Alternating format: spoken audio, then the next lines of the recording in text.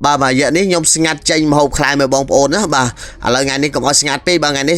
chênh hộp khai mà bong ôn dương mờ mà một có bong ôn á đã miền một thang tà lông bà đang một bong chạm tê cream này phía sát chân gai đã sang lạ thu tô sư bà còn mọi khát pe yu bong ôn á bà nông này đã cứ nhom pra đầm lông bà đang dương pi plai bong ôn á đã tà lông bà đang ní cứ dương ai đánh bán bà một plai vay kháng tham một pon pram tập pi pon cho họ bong ôn á đang dương vay thà tại lại được pon tới giờ bong ôn á bà tà lông bà đang ní đấy cứ dương han sáng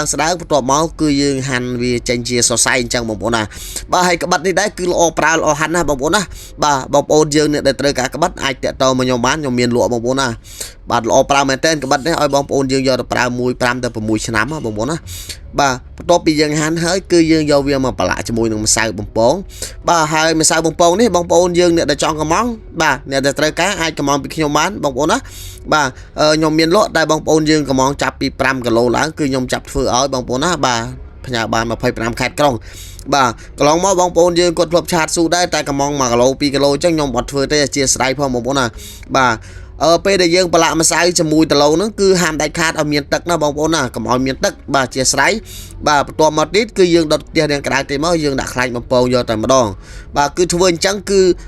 ตะโลปรางยังสรุยบ่าสรุยออมาเต้นบ่าไปได้ใครกระดาษยังดักตะโลปรางโจลบองปนนะ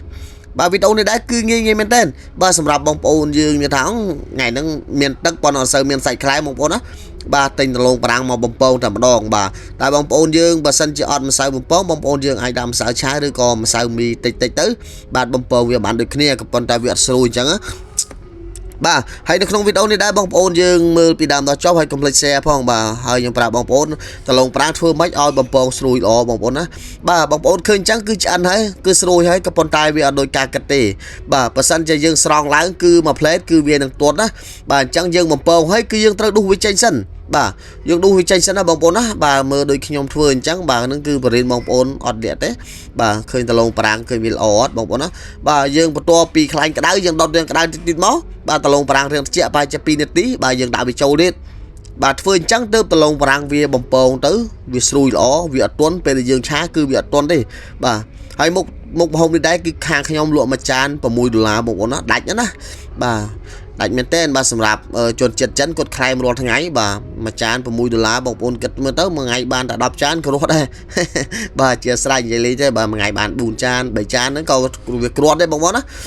បាទអូខេបន្ទាប់ពីតឡងប្រាំងឆ្អិនគឺយើងស្រង់វាចេញមកគឺយើងចាប់ដើមដាក់ខ្លាញ់បន្តិចមកលីងជាមួយនឹងម្ទេសយើងបងប្អូនម្ទេសសរសៃបាទយើងដាក់ម្ទេសសរសៃបន្ទាប់មកគឺយើងវាយជាមួយនឹងខ្ទឹមសបន្តិចមកលីងឲ្យវាឈ្ងុយហ្នឹងហើយបាទហើយបន្ទាប់ទៀតគឺយើងត្រូវប្រើជាមួយនឹងម្ទេសក្រៀមបន្តិចទៀតយើងលីងម្ទេសក្រៀមឲ្យឈ្ងុយហើយយើងថែម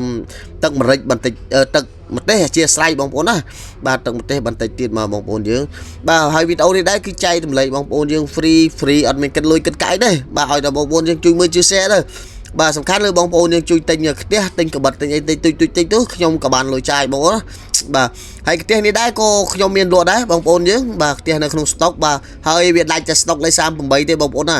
បាទក្រៅពីហ្នឹងគឺមានទាំងអស់40